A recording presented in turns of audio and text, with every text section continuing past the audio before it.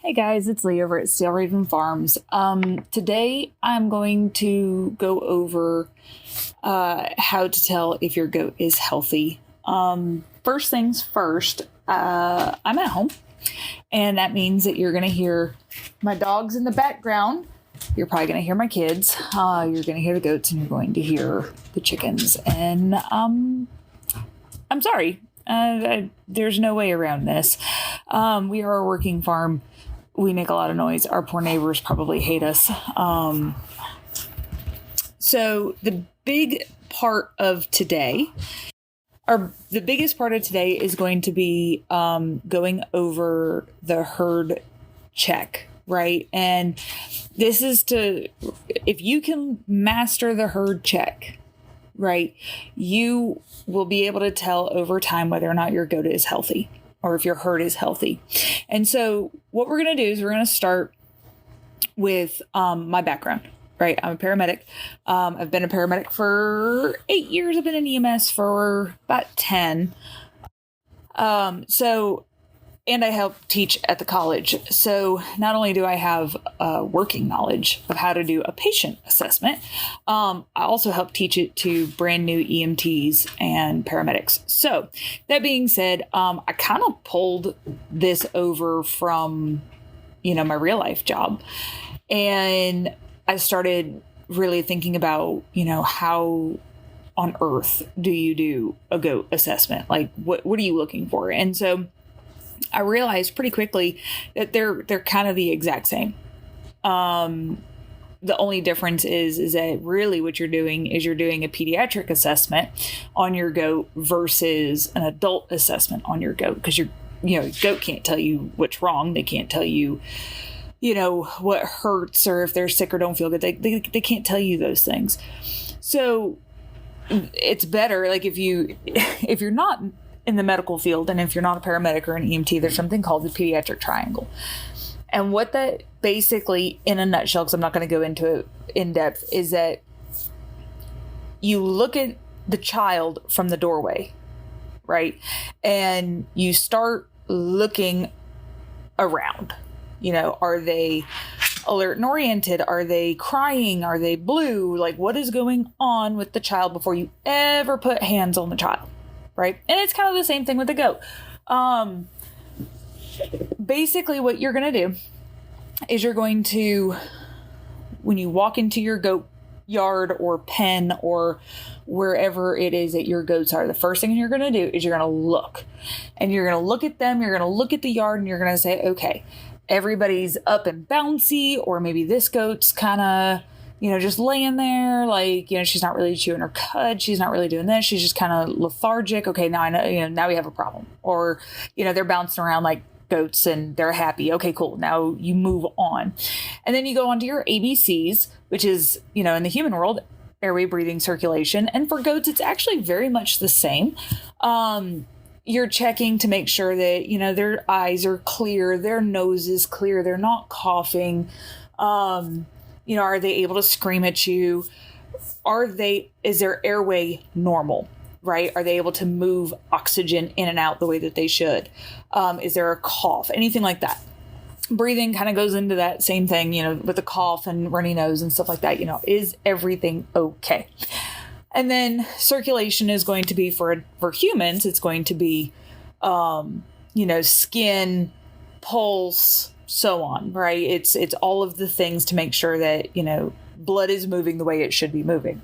For goats, it's a little bit different. Obviously, we want to make sure that the blood is moving the way it should be moving, but we're also going to add a FAMACHA in here. And the FAMACHA is, it's an anemia scoring chart to be able to say whether or not your goat is anemic. And that is huge because if you live in the South, like we do, Barber pole worms are deadly. That's actually how we lost our first goat V, was Barber poles, strong isles, tons and tons and tons of worms that we had no idea. So when we took him to the vet told us about the FAMACHA, and we're like, oh, okay. So with your circulation, you're also going to be checking for FAMACHA.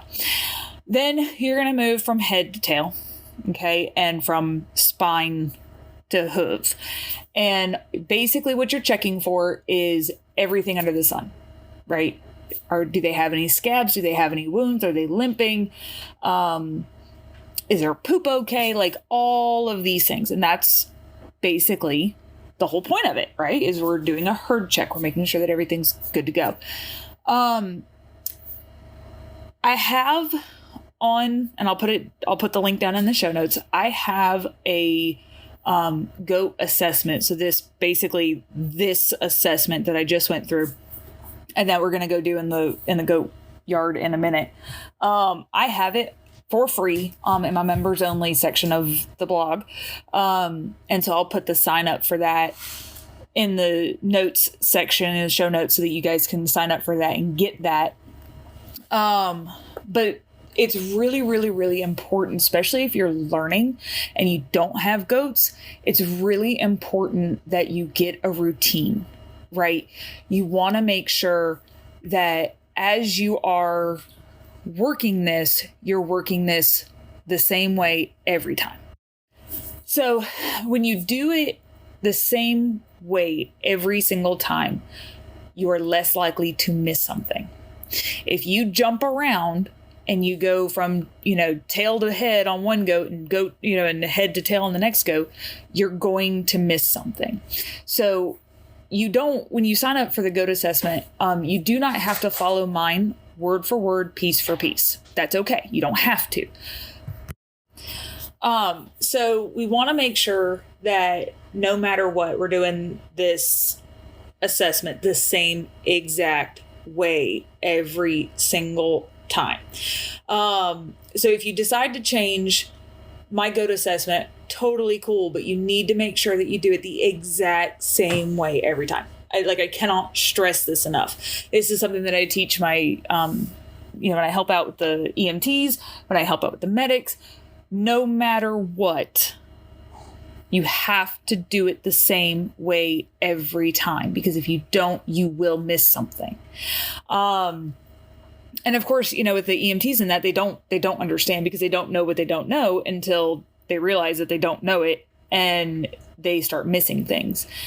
And so when we teach a patient assessment to EMTs and paramedics, we teach them, you follow these steps.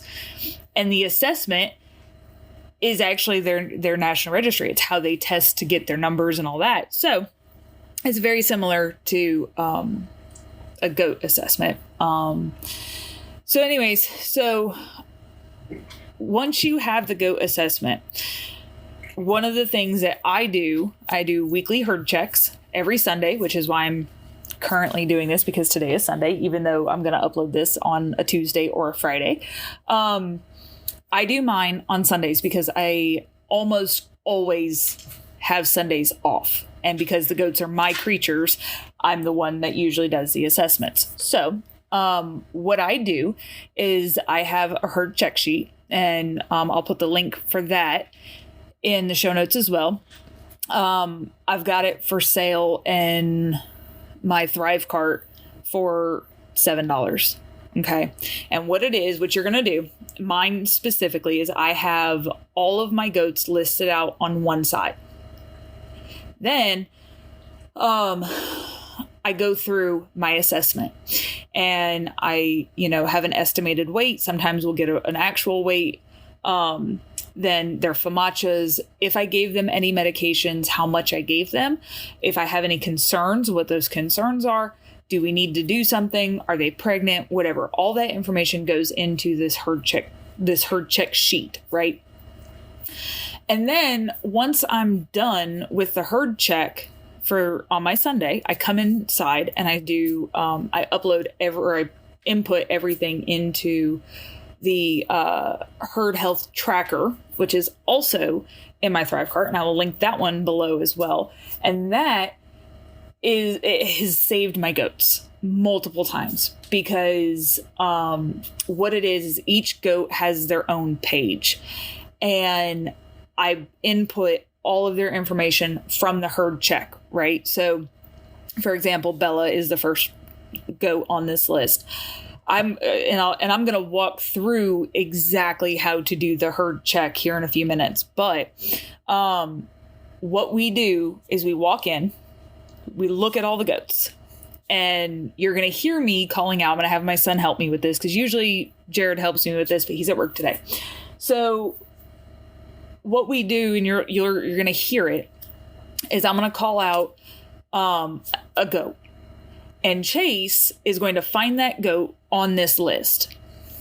And I'm going to start, hollering out, Famacha is good. Hooves need to be done. Possibly pregnant. Whatever I find as I go through my assessment, I'm going to then turn around and, tell him exactly what is going on.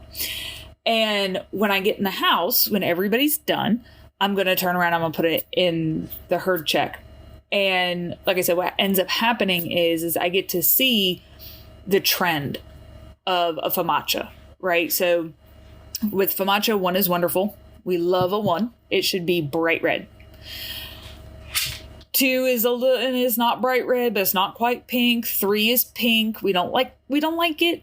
4 is a little bit more of a whiter pink, and 5 is bone white. They're about to die. That's what it is. And so I'll start hollering out Famachas for everybody. And when I come inside, I'll look and say, okay, Bella last week had a Famacha of 1. This week she's got a Famacha of 2. Well, I don't need to treat that yet. I need to keep an eye on her. Or, let's see. Hold on. Let me look. Choco Taco. I don't know how she ended up with that name, but that's her name. Choco Taco gave us a scare several months ago. Her Famacha went from a 2 or a 3 to a 5 within a couple of days. And this is what I'm saying. This tracker that I'm going to list in the show notes saved her life. And it has saved other goats' lives because I was able to look back and go, no. Sunday, her Famacha was a 2.5, a 3, right in between. And now it's a 5. That's 3 days later, 4 days later, whatever it was. And I was able to go in there and say, okay, we need to start treating her. Obviously, a Famacha of 5, we need to treat her anyways. But to be able to track and see, no, it was fine a couple of days ago and now it's not. We got a really big problem. We have a huge worm overload and we need to start treating that aggressively versus we can just give, a little bit, we can give 1 dose of dewormer instead of having to do an entire, treatment protocol of dewormer, a second dewormer, red cell, pig iron, so on. Right. And so that's the plan. So I'm going to pause you guys real quick. I'll be right back. I got to get the kid and I got to get a pen and I got to get my boots and I will, I'll video audio a herd check and it's very interesting. So stand by. All right, guys. So I tried really, really, really hard to edit and try to get the herd check that we did outside better. It never got better. There was so much background noise that you could not hear what I was saying.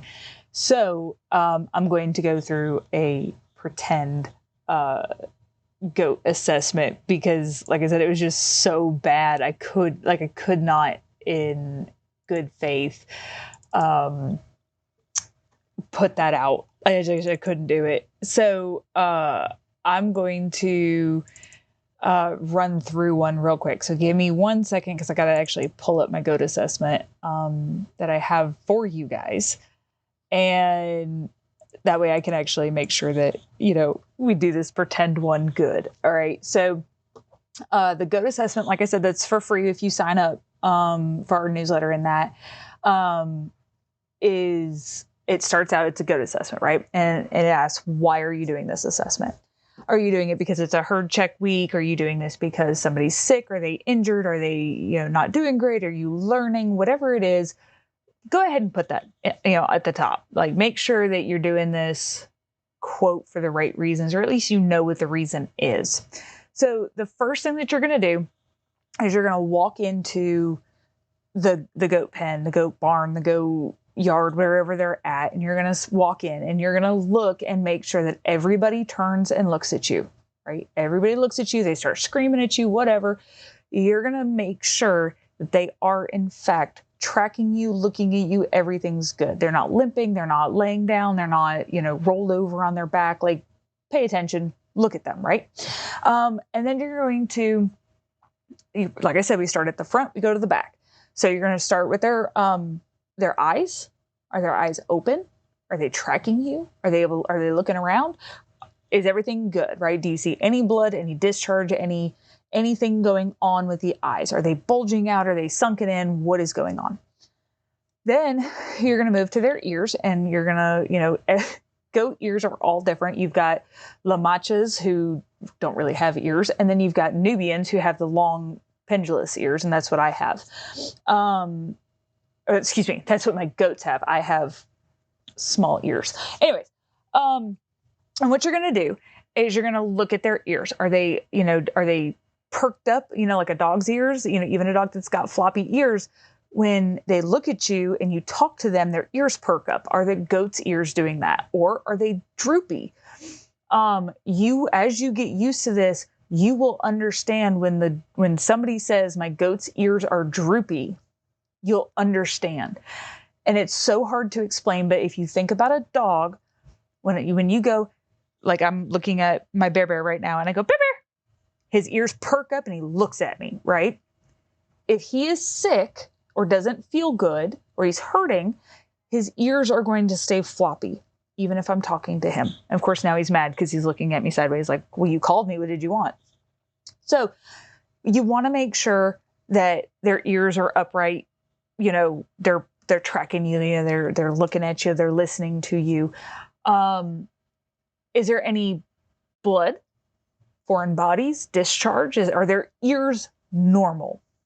And until you know what normal is, what you're looking for is the abnormal, right? Which I know it sounds backwards, but is there blood? Is there discharge? Is half the ear ripped off? Like, what is going on with the ears? Is everything okay? Then you're going to move down to their nose.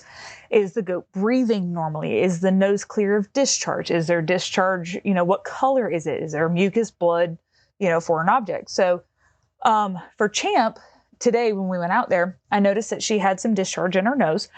It was black, right? What that tells me is that what probably happened was that she drank some water and then ate some hay, or she went and got some leaves off the ground because it's November here and the leaves are everywhere, and that's called potato chip season for goats. So when I got some of it off and I looked at it and it looked normal. It looked like dirt. And that's fine.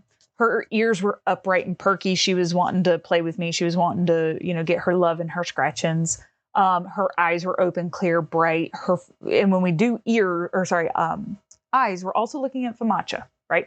And to do this, you can Google how to check FAMACHA, but basically what you do is you take the top of the goat's head in your left hand and the jaw of the goat in your right hand, right? And you kind of sandwich their head between your hands. You're going to take your left thumb and you're going to gently press it on the top eyelid. You're going to close the eyelid. You're going to gently press on that eyelid with your left thumb. Then with your right thumb, you're going to gently, I cannot stress this enough, gently pull down on the lower lid. And you're going to see what's called the mucosal membrane of the eyelid. And we want that to be bright red, like bright red, the brightest red that could possibly be. Okay. And that is a FAMACHA of 1. 1 is wonderful. We love a FAMACHA of 1. Champ today had a FAMACHA of, let me look real quick she had a FAMACHA of 2. So that's fine. And like I said, there was no discharge in her eyes. There was no blood. There was no, her eyes weren't bulgy. They weren't sunken in. Everything was fine with her eyes. Her ears were upright. Her nose was, like I said, she had the discharge, but that, probably it was dirt. Next, you're going to go down to their mouth and you're going to check their mouth. Now, if they're eating normally, if you don't see blood, if you don't see any mucus, you don't see them drooling, you don't see anything like that, you don't really need to check the inside of their mouth. You can, and I would encourage you to, so that you know what looks normal and what doesn't look normal when the time comes, but you don't have to. After that, I go to their body right? So their torso and their abdomen. And is their left side big? Is their left side small? Is it normal? Is it tight? What does it feel like? Do they have any scratches, lacerations, anything like that? Any blood? Do I see anything kind of abnormal? Are they chewing their cud? If you kind of pat the left side, their rumen's on their left side. If you pat on it, does it sound like a basketball?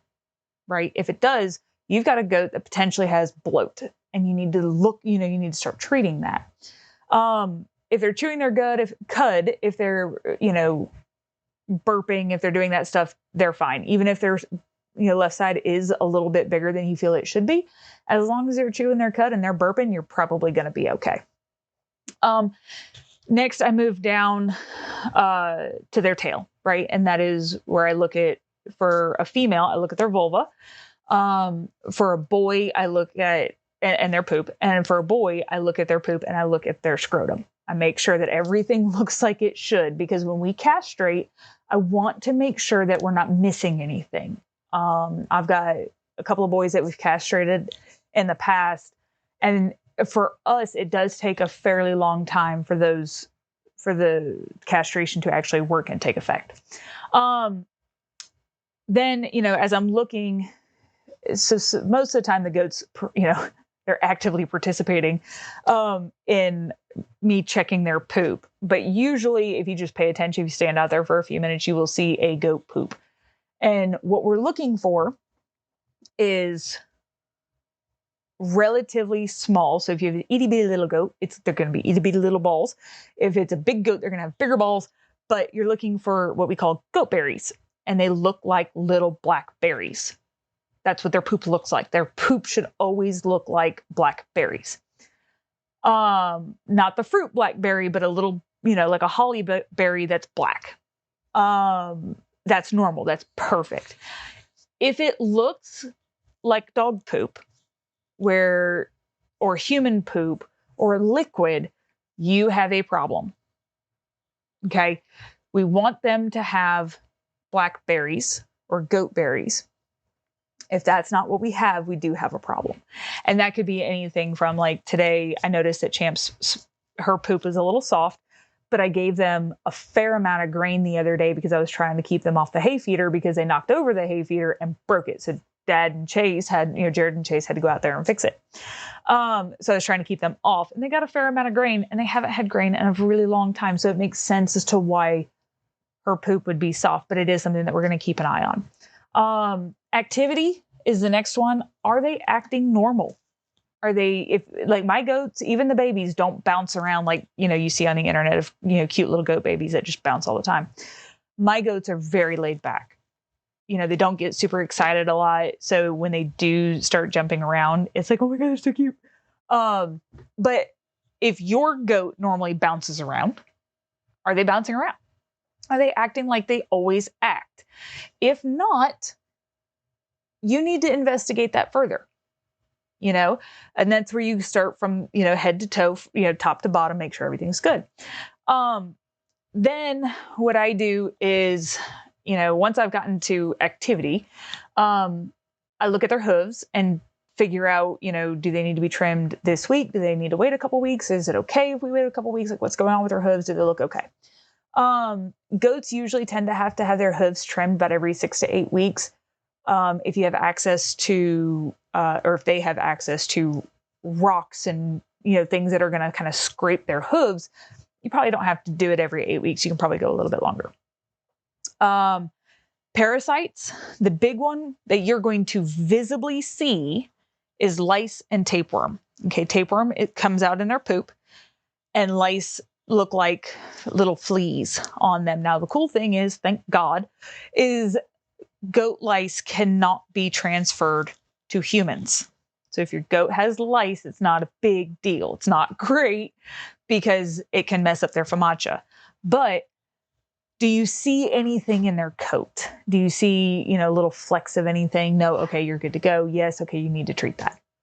And then, like I said, excuse you, bear. Do you see tapeworms or worms in their poop?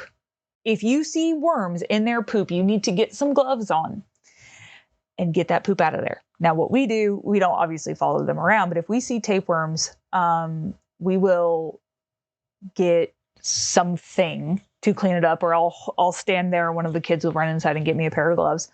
And I take that poop in a gloved hand, because tapeworms are, you can catch them if you're not careful. So we pick it up and then we just burn it. We put it in the burn pit. We're good to go. And we try to keep an eye on that goat and try to stay up with them, but it's really difficult because they poop all the time. Next, I usually try to feel if they're pregnant. There's it's called a pooch test. And it's basically where you look at their vulva, obviously for a female. You look at the vulva, and the more teardropped the vulva, the further along in her pregnancy she is. Okay. And so I will check that.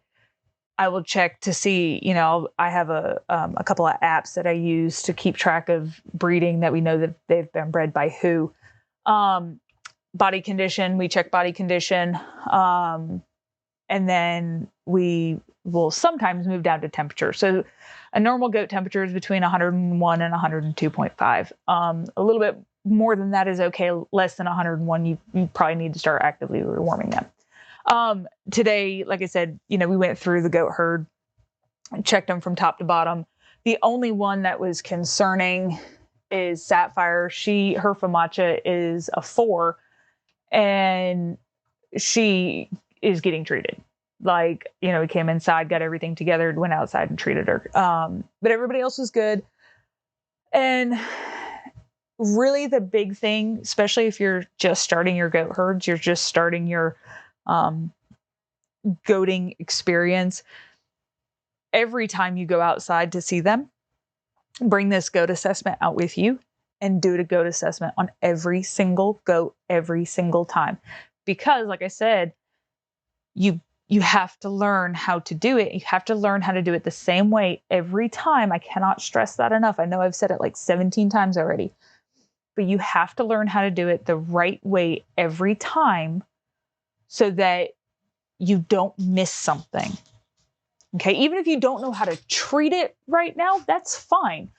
But if you go on to one of the goat emergency pages that I've outlined for you guys, even if you go on there and you say, hey, my goat's sick and I don't know what's wrong, they're going to say, okay, well, what's going on? And you're going to say, I don't know.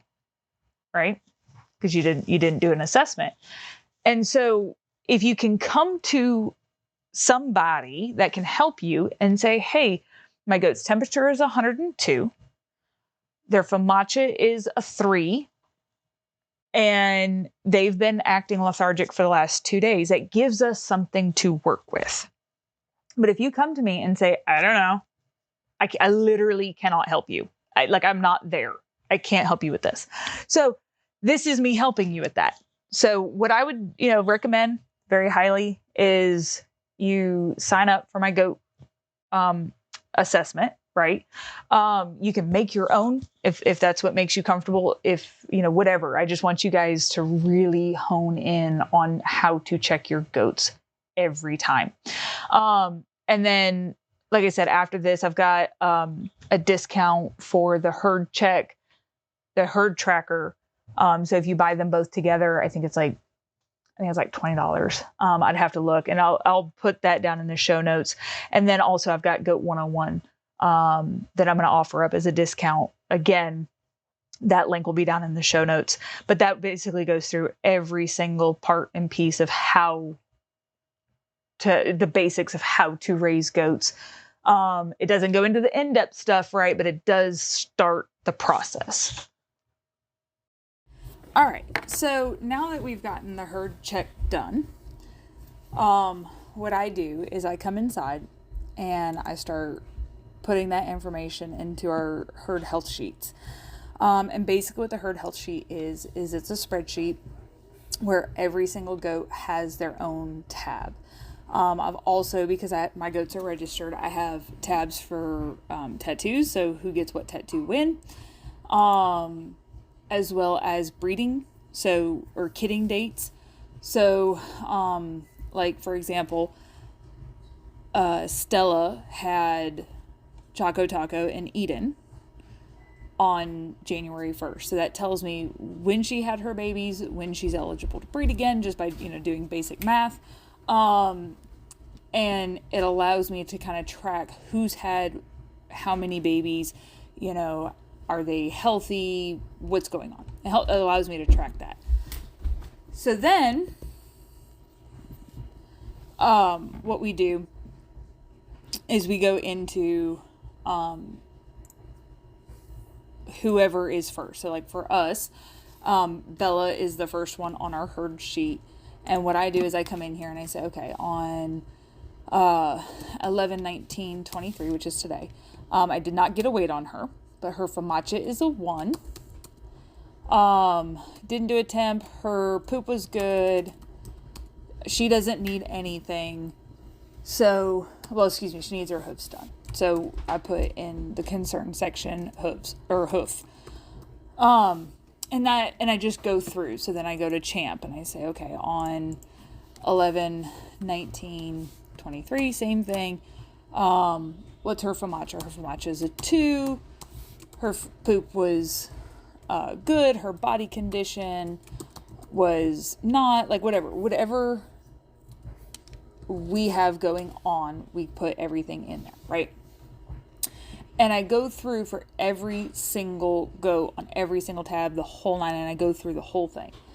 And what this does is it tells me exactly what I've done, right? So, like, I'm currently in Champ's tab, and I started this. So her first entry was 8/9/21. Okay. And I put in, we did not have a weight on her at that time. That's actually really close to when we got her. And we dewormed her. We gave her a copper bolus. We did her hooves. We did all the thing. And then, 6 days later, orfs showed up on our farm. And orfs is like a herpes virus. And so we had to be very careful. We had to, kind of just work through this process of trying to keep everything clean, trying to keep us clean, trying to keep the kids clean, making sure that, we washed our hands regularly. It was a colossal pain in the ass. Like, I'm not even going to lie to you. So then, shortly after that, the stress of relocation, the stress of having the orf, she got sick, and we had to give her red cell and dewormer and all of the things, right? And so for the last 2 years, it's actually over 2 years, I have kept track of every single thing that we have done to her. Anytime she's had babies, anytime that she's had any issues, anytime that we've given dewormer, we have made sure that we're good to go. Now, the cool thing about this is that I can look, and like I said, I'm currently in her tab, and I can see that in April of 2022 through July of 2022, we had to keep giving them dewormer, just massive amounts of dewormer, right? And what we noticed was we were treating for strong giles, we were treating for mites, we were treating for all this stuff. She kept having diarrhea, she kept having all these issues. And so I can look at the same time of other goats and see they were also struggling with strong giles and coxy and all these other, issues. And we kept having these issues, but we didn't have them in 2023. Why? What changed? We let them out on pasture. We got them out of their pens and let them free range. And when we started doing that, we had a lot less issues with worms because they were able to get out. They were able to go browse, and they weren't stuck in an area where they constantly had to, be in contact with the ground, their feces, and reinfecting themselves with worms. So having this worksheet, this health sheet is amazing because it really does help keep track of everything, and you start noticing trends, right? We can sit there and say, we did this on these days. Okay, good. I'm currently in Bailey's, in her tab. And one of the things, so earlier this year in February, she birthed 3 triplets for me. We had to bring everybody in because it was freezing cold and pouring rain when the babies were born.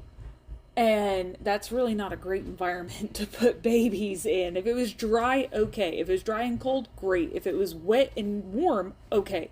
But because it was freezing cold and rainy, we brought everybody in. And we sold her triplets 2 weeks after they were born. And she's not milking well. We have a milking section in ours specifically, and I have it in the product, in the one that we have for sale. And what that does is it helps us track who's a good milker, who's really providing a lot of milk, not only for their babies, but for us. And so we want to make sure that we're keeping track of this stuff because it really does help us tell, who is a goat that needs to stick around, who's a goat that we want to breed, who's one that we want to sell. We'll keep her, if she keeps producing triplets that we can sell, we can keep her around. Okay, cool. But if she's not producing enough milk for triplets, then she doesn't need to be bred again. And so it allows us to track that stuff, which is really helpful.